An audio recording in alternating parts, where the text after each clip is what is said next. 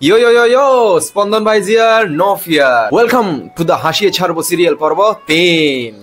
দেখাও রে বেঙ্গলি মম বাঙালি মা বাবু বই খোলা রাখলে ভূতে পড়ে।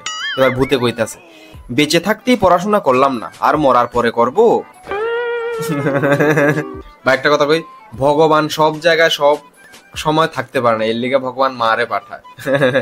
আর মার এসব কথাগুলি একদম সত্য ভাই, আমরা আর মানিও, আমরা কোনোদিন বই খোলা রাখিয়া কোনোখানে যাই না, সবসময় যাইতে বই বন্ধ করেই যায় ছোটবেলায়, কারণ আমরা সত্যি মনে করতাম যে ভূতে বই পড়ে লাই, আর ভূতে উপরের থেকে আমরা গালি মারে, তোরা ফরস না আর আমি মইরা নিয়ে কখনো পড়মু। আচ্ছা কি করলে তোমার রাগ কমবে বলো? ওই 3টে ওয়ার্ড শুনতে চাই। আই লাভ ইউ না, আই মিস ইউ, আরে বাবা এটা না, সব দোষ আমার। এবার ঠিক আছে। শোনা তুমি খেয়েছো? এবার একজন মহিলা ফোন তুলছে, কইতাছে ওই তুই কে রে হতচ্ছাড়া। এবার পোলাটা কইতাছে আবার এই টিউনটিকে কলার টিউন করতে এক টিপুন। এটা সারা ইপটিক আসলো ভাই, ইপটিক।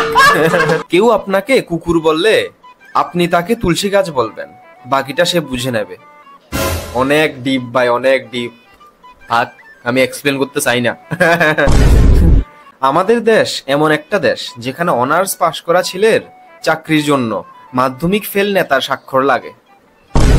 থাক ভাই, হার্শ রিয়েলিটি, আমি কিচ্ছু কইতে চাই না। এই ম্যানেজার এসব কি পাঠাও, তুমি চ্যানেল বন্ধ করবায়েগা হামারা। নিজের যাবতীয় খুঁত ও দোষ সম্পর্কে জানতে বিয়ে করুন।